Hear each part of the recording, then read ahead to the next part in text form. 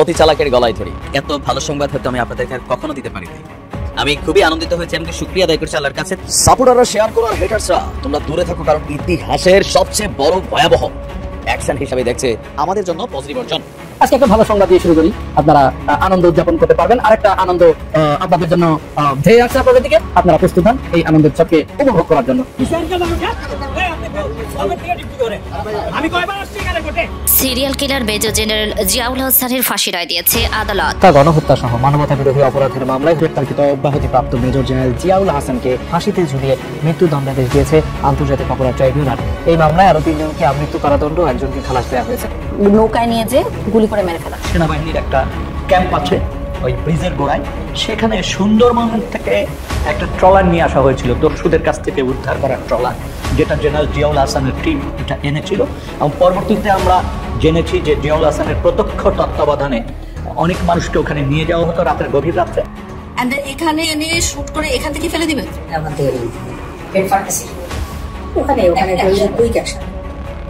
তো গুলি করে মেরে ফেলার পরে পেটটা চিরে দেওয়া হতো এবং বডির সাথে সিমেন্টের বস্তা বেঁধে দেওয়া হতো বা ইটের বস্তা, যাতে ওনাদেরকে যখন ধাক্কা মেরে নদীতে ফেলে দেওয়া হচ্ছে তখন তারা ডুবে যেত।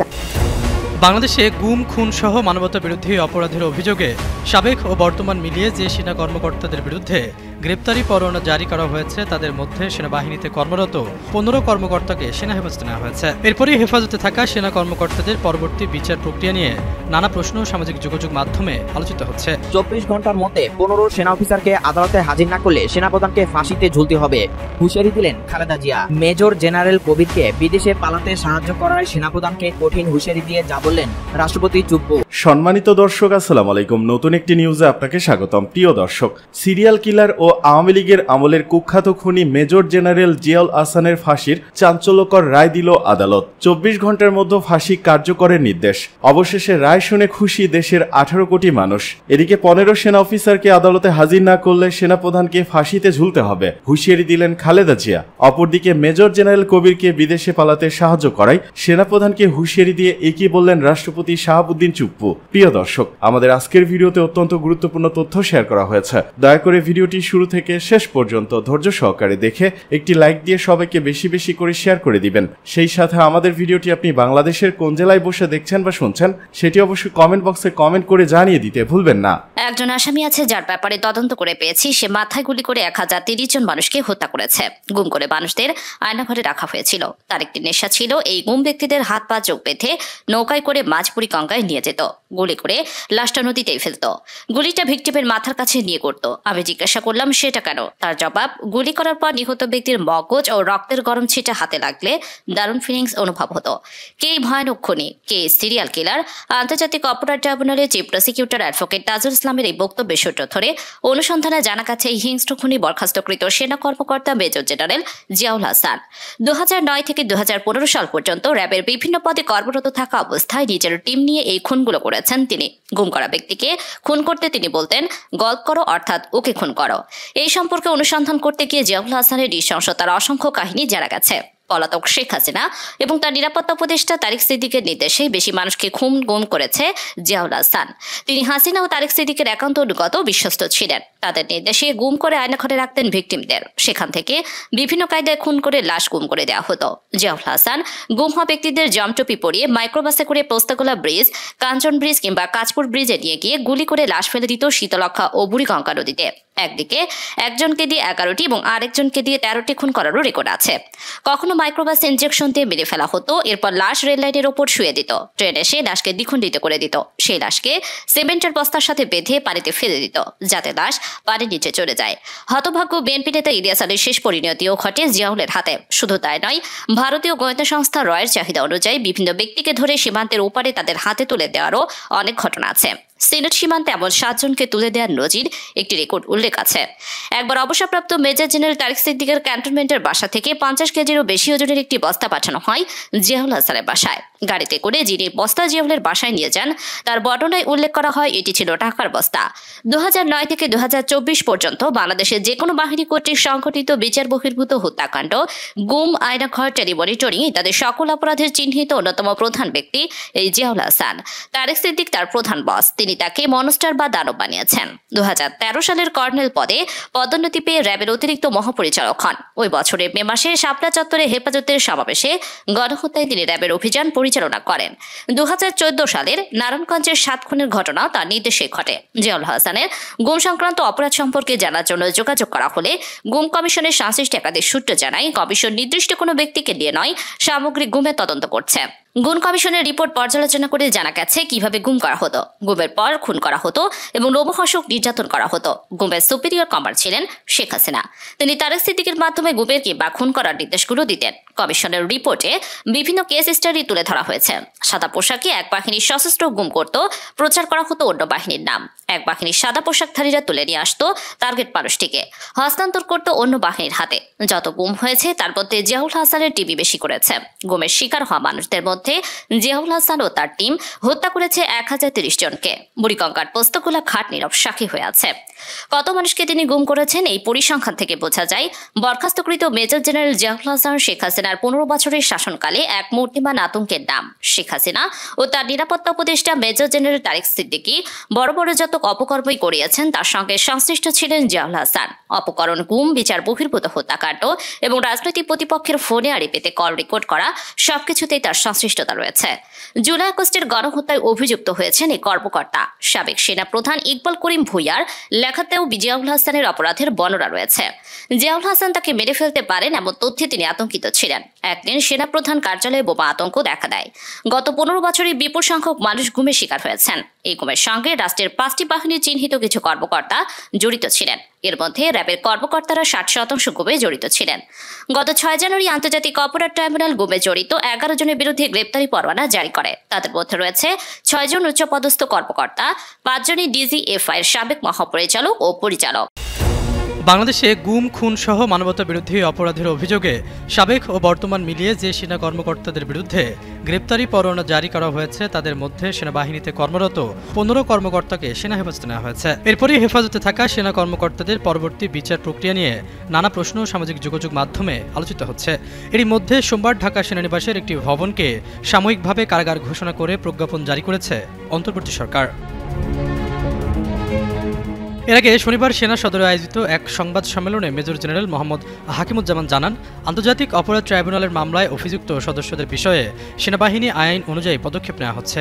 হেফাজতে থাকা সেনা কর্মকর্তাদের ফ্যামিলি থেকে ডিসচার্জ করা হয়েছে। অভিযুক্ত আরেক সেনা কর্মকর্তা মেজর জেনারেল কবির যাতে বিদেশে যেতে না পারেন সেজন্য তৎপর অব্যাহত রাখা হয়েছে। এছাড়াও হেফাজতে থাকা সেনা কর্মকর্তাদের আইনি প্রক্রিয়ার অংশ হিসেবে এবং প্রয়োজন অনুযায়ী তাদের বিরুদ্ধে ব্যবস্থা নেওয়া হচ্ছে।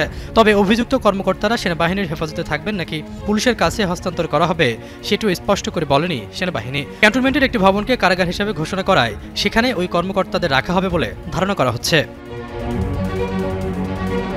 এদিকে আন্তর্জাতিক অপরাধ ট্রাইব্যুনালের চিফ প্রসিকিউটর মোহাম্মদ তাজুল ইসলাম বলেছেন, কোন জায়গাকে কারাগার হিসেবে ঘোষণা করা হবে সেটি প্রসিকিউশন বা তদন্ত সংস্থার বিবেচ্য বিষয় নয়। আমাদের বিবেচ্য বিষয় হলো আইন অনুযায়ী কাজটা করতে হবে।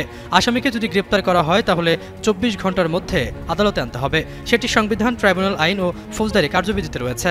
তারপর আদালত তাকে যেখানে রাখতে বলবেন সেখানে রাখবে। সাংবাদিকদের প্রশ্নের জবাবে চিফ প্রসিকিউশন তাজুল ইসলাম বলেন, আমি এখন পর্যন্ত জানি না যে আদৌ কোনো সাবজেল ঘোষণা করা হয়েছে কিনা। কোনো ডকুমেন্ট আমার হাতে নেই। যদি সরকার কোনো নির্দিষ্ট জায়গাকে সাবজেল ডিক্লেয়ার করে সরকারের সেই ক্ষমতা রয়েছে। কোন জায়গাকে তারা জেল হিসেবে ঘোষণা করবে সেটা সরকারের স্বরাষ্ট্র মন্ত্রণালয়ের আওতাভুক্ত। তবে সরাসরি কাউকে জেলে নেওয়ার বিধান নেই বলে উল্লেখ করেন তিনি।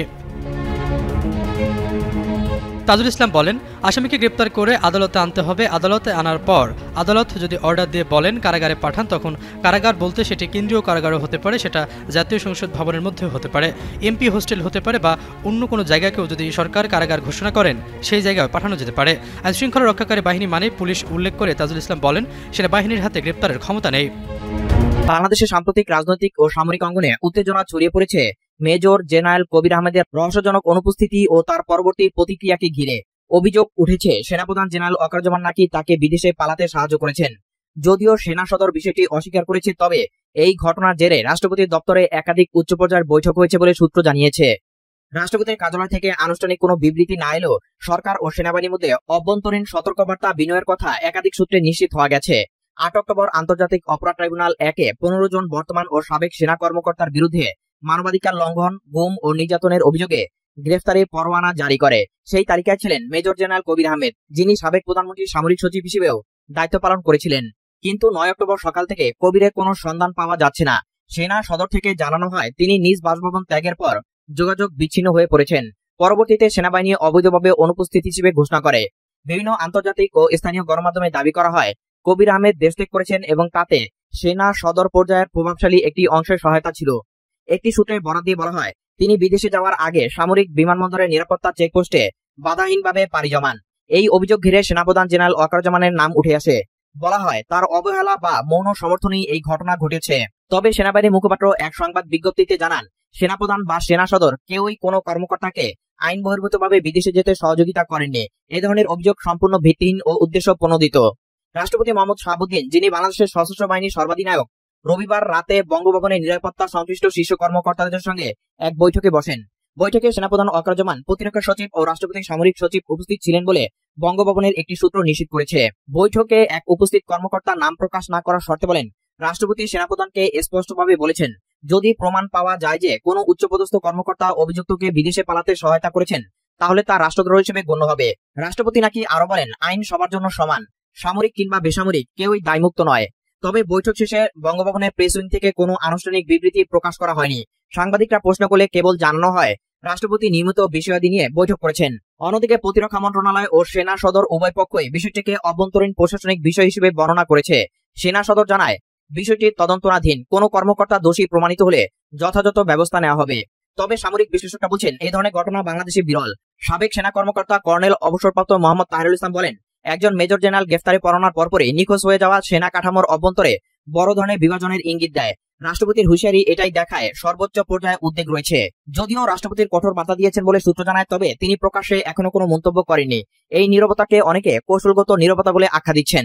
রাজনৈতিক বিশ্লেষক ডক্টর নাসিরউদ্দিন বলেন রাষ্ট্রপতি চাইছেন সেনা ও বেসামরিক প্রশাসনের মধ্যে সংঘাত না বাড়িয়ে সমাধান বের করতে। তবে দীর্ঘ নীরবতা থাকলে তার রাজনৈতিক অনিশ্চয়তা বাড়াবে। বাংলাদেশের সামরিক ইতিহাসে এই ঘটনা একটি নতুন অধ্যায় তৈরি করেছে। রাষ্ট্রপতির সতর্কবার্তা, সেনাপ্রধানের নীরবতা এবং মেজর জেনারেল কবিরের রহস্যজনক উপস্থিতি সব মিলিয়ে দেশ জুড়ে চলছে জল্পনা কল্পনা। প্রশ্ন একটাই, সেনা শৃঙ্খলা ও আইনের শাসনের পরীক্ষায় কে টিকবেন আর কে হারাবেন আস্থা। এদিকে পিয়ার সহ নানা দাবিতে অস্থিরতার পায়তারা করছে একটি মহল। অভিযোগ মির্জা ফখরুলের। পিয়ার সহ নানা দাবি তুলে দেশে অস্থিরতার পায়তারা করছে একটি মহল, এমন মন্তব্য করেছেন বিএনপি মহাসচিব মির্জা ফখরুল ইসলাম আলমগীর। তিনি বলেন আগামী জাতীয় নির্বাচন অনুষ্ঠানের ব্যাপারে কোনো আপোষ নেই। ফেব্রুয়ারিতে জনগণ ভোট দিয়ে তাদের সিদ্ধান্ত নেবে। দেশের মানুষ আর হয়রানির রাজনীতি দেখতে চায় না। বৃহস্পতিবার দুপুরে ঠাকুরগাঁ সদর উপজেলার বেগুনবাড়ি ইউনিয়নের দানারহাটে সুধী সমাজ, হিন্দু ধর্ম অবলম্বী ও মহিলা সমাবেশে এসব কথা বলেন তিনি। ফখরুল বলেন নির্বাচন যেন না হয় সে কারণে বিভিন্ন দাবি সামনে এনে অন্তর্বর্তী সরকারের প্রধান উপদেষ্টা ডক্টর মোহাম্মদ ইউনূসকে ব্যতিব্যস্ত রেখেছে একটি মহল। এ সময় তিনি আরও বলেন স্বৈরাচার পালিয়ে যাওয়ার পর নতুন করে দেশ গড়ার সুযোগ তৈরি হয়েছে, সংস্কার করা হবে পুরনো জঞ্জালের। এই পরিস্থিতিতে নতুন করে পিয়ার পদ্ধতির কথা বলে একটি মহল নির্বাচন বানচালের ষড়যন্ত্র করছে। দাবি দেওয়া থাকলে তার সমাধান হবে নির্বাচিত সংসদের মাধ্যমে। বিএনপি মহাসচিব জোর দিয়ে বলেন নির্বাচন নিয়ে আর কোনো আপোষ নয়, ভোট হবে, সেখানে সিদ্ধান্ত নেবে দেশের জনগণ। এ সময় দেশের উন্নয়নের স্বার্থে ধানের শীষে ভোট দিতে ভোটারদের প্রতি আহ্বান জানান মির্জা ফখরুল। ডিসিদের হুঁশিয়ারি দিয়ে ফখরুল বলেন কৃষক যদি তাদের ন্যায্য অধিকার না পায় তাহলে প্রয়োজনে ডিসি অফিস ঘেরাও হবে। তিনি বলেন বিএনপি ক্ষমতায় আসলে দলের নেতা তারেক রহমান ঘোষিত 31 দফা বাস্তবায়ন করা হবে, প্রতিটি মায়ের হাতে ফ্যামিলি কার্ড তুলে দেওয়া হবে, বেকারত্ব দূর করা হবে।